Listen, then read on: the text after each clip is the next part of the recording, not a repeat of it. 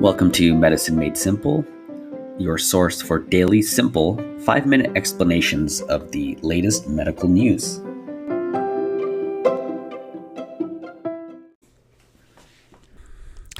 All right, so today we're going to talk about melatonin, and it's been in the headlines lately for being linked to heart failure. This is, as you can see, all of these are from the last few days. Pretty alarmist headlines. So if you're not sure what melatonin fully is, I do have an episode I did previously called Melatonin and Sleep Myths and Facts. That's only 9 minutes long. You could check that out. And yeah, it'll teach you a little bit about the sleep hormone and its impact on your sleep cycle and things like that. So yeah, I think that one's a good start. But for everyone else, I think these headlines have been around for the last couple of days, and it's a little bit scary. I think a lot of parents give their kids melatonin to help with sleep sometimes. I actually use this brand right here for my son, my 9-year-old, and of course, I've talked to his pediatrician, who actually worked at the same hospital I did, separated by a couple decades, but the same hospital. I did want to go through this and kind of look. You could see all these purple links. I've read most of these, and you can see the headlines are kind of like the long-term risks of melatonin no one talked about until now. Very ominous. Taking melatonin could raise your risk of heart failure, study finds. Same thing here. What to know about melatonin and heart failure from CNN, The Independent. I don't know what this is, but they also say with serious health problem. Pretty clickbaity, right? Last one here, New York Times, of course, doesn't even let you look through it without creating an account or paying. But melatonin bad for your heart. Here's what to know. So I think, these headlines, like they say in their little subheading, that they have raised alarms about the popular sleep supplement.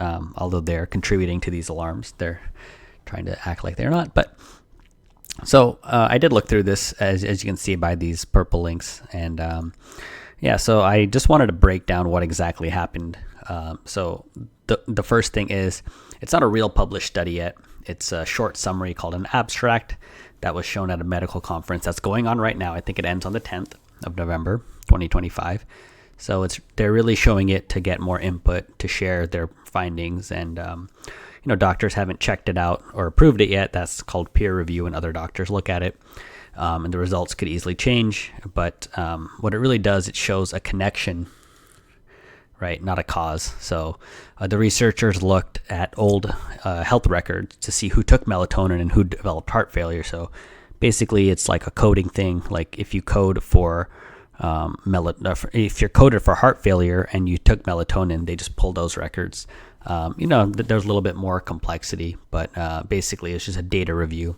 They didn't look at people who are taking melatonin and follow them over time. They did a retrospective and just pulled these two data points and said, how many have both of these versus the people who just regularly don't have heart failure. But I think the big gap in the data, other than here, which I wrote, we don't know how much, how often, or what brand.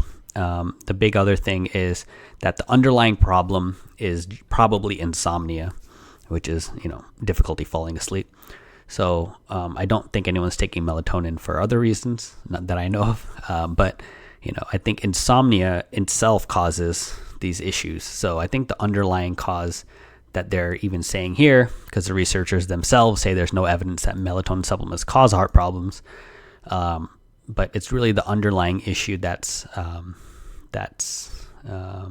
insomnia, which causes high blood pressure, more stress hormones, and inflammation is causing heart failure.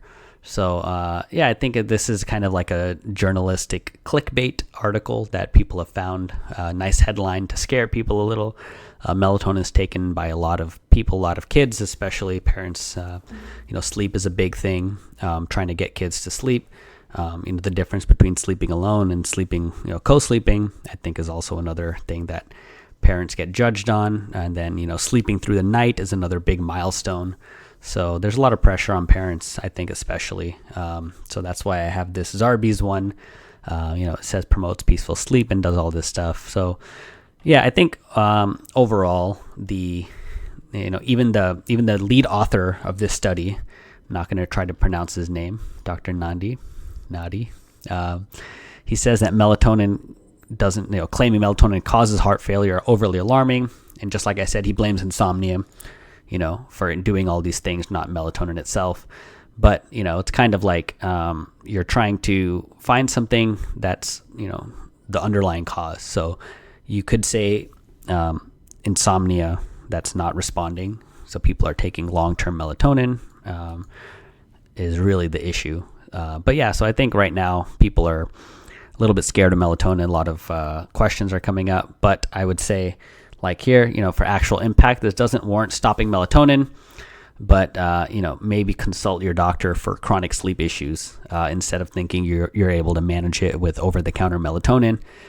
Going to Target, going to Walmart, buying melatonin at CVS or anything, it might help a little bit. But if you're taking it for a long time, I think it's worth talking to your doctor about other sleep aids. And like I said in the other episode about melatonin, it's light is something that affects your sleep. So I think the increase that I've seen in people having trouble sleeping, it's really tied to using your phone at night.